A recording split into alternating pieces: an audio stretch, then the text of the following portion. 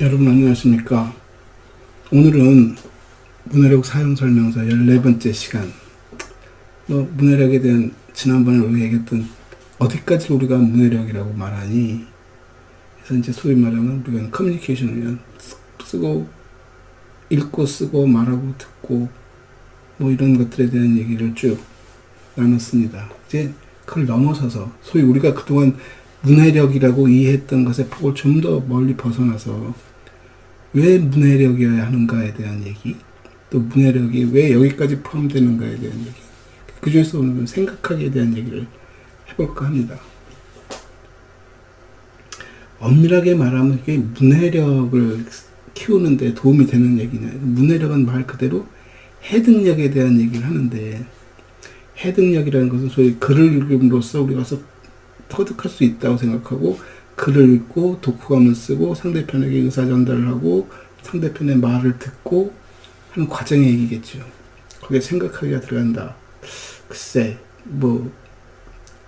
굉장히 여러 가지 이론들이 있을 수 있고, 또 앞으로 학술적으로 한번 고민해 볼 필요가 있습니다만, 지금 세상에 나와 있는 여러 가지 앞에 수식어들 보면 미디어 리터러시라든가 디지털 리터러시라든가 하는, 어떻게 보면 매체에 대한 얘기, 새로운 어떤 우리 소통의 변화에 대한 얘기들을 가지고 리터러시를 얘기합니다.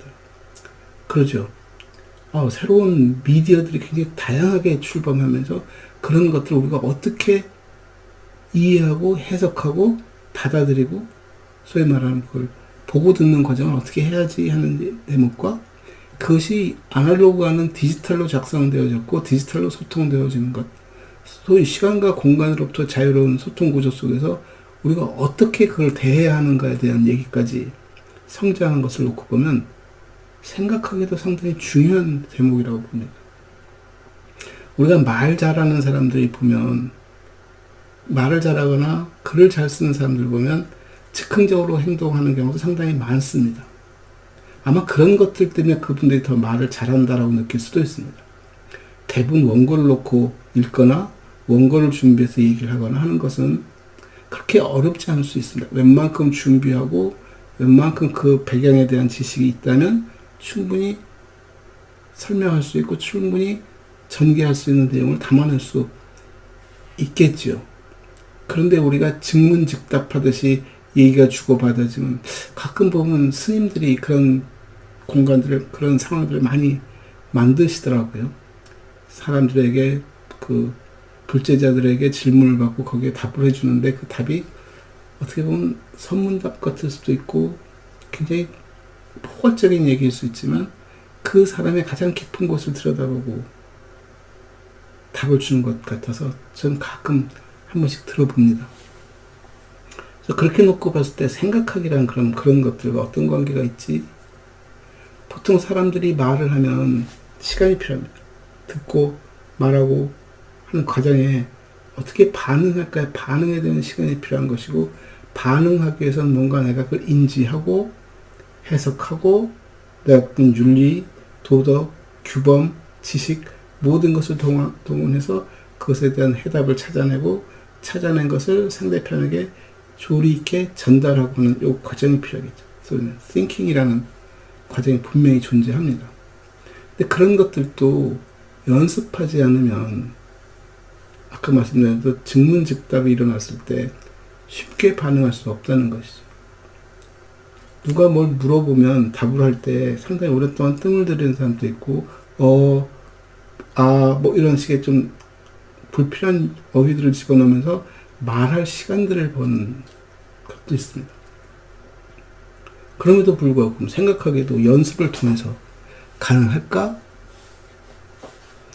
생각한다는 것을 다르게 쳐다보면 내가 받아들이는 정보, 눈, 코, 입, 귀 모든 것을 동원해서 받아들이는 정보를 체계적으로 분석하고 구조화시켜서 가장 현재 절실하게 필요로 되는 것이 무엇인지를 찾아내고 그것을 재구성해서 표현하는 작업 속에서 발생하는 것이 생각하기라고 합니다.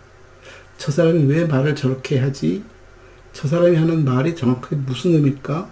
저기 쓰인 어휘들을 내가 잘 못 알아듣는 것이 있는데 잘 못 알아들으면 어떻게 하지? 맥락을 찾아서 단어를 모르더라도 충분히 해석해낼 수 있는 여지가 있겠죠.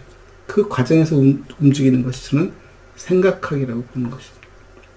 그래서 우리가 가끔 글을 읽을 때 그 속에 나오는 단어, 글자들을 전부 다 알지는 못할 수도 있습니다. 심지어 외래어도 섞일 수 있고요. 우리가 쓰고 있는 언어임에도 불구하고, 어휘임에도 불구하고 처음 들어본 말일 수도 있고, 특히 어떤 그 전문 용어들이 들어갔을 때는 이해가 안 되는 대목이 많습니다. 과거에 우리가 법률 용어들을 한자로 쓰는 것으로부터 벗어나자고, 순수 우리말로 바꾸자고 얘기를 하지만 여전히 한자어로 된 것이 많이 있는데, 중요한 것은 노인네분들은 그 한자어로 된 것을 우리보다 훨씬 더 수월하게 해석해낼 수 있다는 것입니다. 우린 그것이 어렵죠. 그 어휘가 주는 어려움도 있지만 한자가 주는 그 유의미성을, 의미를 담고 있는 한자어이기 때문에 그 한자의 의미를 알지 못하면 그 뜻을 정확하게 받아들이기 어렵다는 것이죠. 뭐 그러더라도 앞뒤 문장을 재고 따져서 읽어보다 보면 무슨 말을 하려고 하는구나, 무슨 의미겠구나. 그게 제가 볼 때는 어휘력 향상이고, 어휘력 향상을 통해서 우리의 독서력도 성장하는 것이고, 우리가 사용하지 않은 언어, 사용하지 않은 어휘를 해석해내는 과정 속에서 그것의 그 의미를 파악하고, 그 의미를 이제 용례로 삼아서 우리가 이제 시범적으로 사용하기 시작하고, 그때 피드백을 통해서 이것의 정확한 의미가 뭔지를 사전을 찾아서 볼 수도 있고, 그냥 생활 속에서 익숙하게 받아들일 수도 있고 하면서 자기의 어휘력도 키워갈 수 있는 것이고, 심지어는 그 자기가 속해 있는 집단 간의 대화 속에서 그 집단의 속성까지도 드러낼 수 있을 정도로 어휘력은 상당히 중요한 역할을 합니다. 근데 그런 어휘력들이 하루아침에 생긴 것이 아니고 외워서 되는 것이 아니라, 그런 글과 말 속에서 나타난 잘 이해하지 못하는 것들을 이해하려고 하는 노력들 속에서 그 어휘가 갖고 있는 의미가 정의되는 거죠. 즉 우리가 사전에서 사전적 정의로 이 어휘가 뭐야 라고 설명하는 것보다 더 중요한 것을 보면 밑에 용례에서 이 어휘가 어떻게 쓰였어를 보여주는 것이고, 어떻게 쓰였어를 보여주는 것은 그 어휘가 사용되는 상황에 대한 얘기, 어떤 시간에 대한 얘기, 대상에 대한 얘기들을 함축하고 있는 것이고, 어떻게 보면 한 번 더 해석되어진 결과들일 수 있는 것이고, 해석되어진다는 과정이 우리에게는 생각하기라는 과정을 담고 있다라고 저는 생각합니다. 그래서 사서 선생님들이 어느 조직을 가든 어떤 기관에서 일을 하든 그것이 도서관이든 도서관이 아니든 상관없이 그곳 사람들이 어떤 식으로 일을 하는지에 대해서, 그리고 자신들이 갖고 있는 문제들을 어떻게 접근하는지에 대한 이해를 높여주기 위해서 그 생각하기 과정을 심어줄 필요도 있다고 봅니다.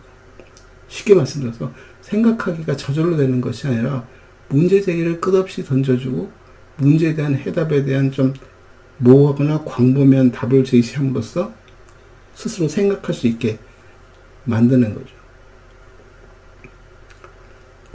가끔 우리가 그 빈부에 대한 얘기를 하고 성공에 대한 얘기를 하면서 들려주는 얘기가 있습니다.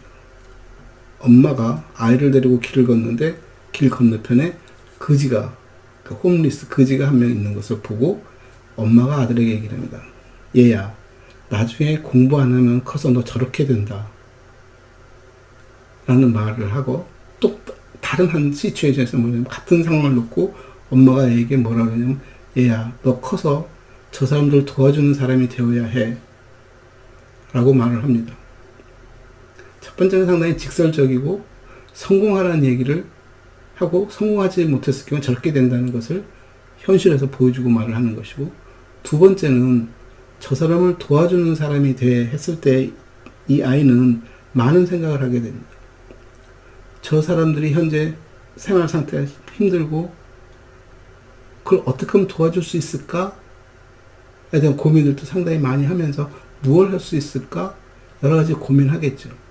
그래서 사람으로 하여금 고민하고 생각하게끔 만드는 것이 좋은 질문이다라는 얘기도 하고, 그런 어떤 강연에서 나온 것이 답을 알려주는 것이 아니라 그 생각할 수 있는 여지를 만들어주는 작업이다라고 놓고 본다면, 아마 사서 선생님들이 어느 조직에서나 본인이 해야 할 일들은 뭐냐면 그런 문제 제기들, 그런 생각할 수 있는 거리들을 던져내면서 사람들이 스스로 생각할 수 있는 근육을 키우게끔 해주는 것이 중요한 일이다. 특히 도서관은 청소년이 되었던 어른이 되었던 전혀 예기치 못한 상황 속에서 어떤 예기치 못한 사건에 대해서 사람들이 어떻게 반응하는지에 대한 것을 이래야 해 하는 너무 소위 그 통제된 전체주의 국가처럼 A는 B야라고 알려주는 것이 아니라 A라는 사건이 일어나고 A라는 상황이 발생했을 때 그것이 왜 일어났는지 그것이 무엇인지에 대한 것을 생각할 수 있게끔 만들어주는 질문, 상황들을 연출해내는 것이 필요하다고 보는 것이죠. 그래서 휴먼 라이브러리 같은 것들은 일종의 그런 것을 담고 있다고 봅니다. 우리가 익숙치 않은 뭐 장애인에 대한 얘기라든가 뭐 동성애에 대한 얘기를 한다든가 뭐 종교적 얘기를 나눴을 때 그런 것들에 대해서 전혀 생각해 본 적이 없는 사람들에게 그런 상황을 맞닥뜨리게 함으로써 그 상황 속에서 내가 어떻게 대처할 건지에 대한 얘기, 그것이 어떤 의미를 갖고 있는지에 대한 얘기, 저 상대편에게는 어떤 어려움이 있었고 어떤 지금 상황인지에 대해서 우리가 이해하는 작업, 그런 것을 길게 갖는 것이 생각하기에 가장 중요한 대목이지 않을까라고 저는 생각을 합니다. 여전히 생각을 하고 있군요. 그래서 생각하기라는 말을 문해력에다 일부러 집어넣은 이유는 문해력이 글을 읽으면 된다라는 단순 논리에서 벗어나서 글이 되었던 말이 되었던 화면이 되었던 그것이 무엇이 되었던 간에 어떤 상황의 경험이 되었던 그 속에서 한 번 더 생각할 수 있는 여지들, 우리가 초, 중, 고등학교, 대학을 다니면서 우리나라 교육제도에서 우리 스스로가 반성하고 자성하는 얘기 중에 하나가 뭐냐면 우리는 너무 단답형 교육을 받았어 라고 얘기를 합니다.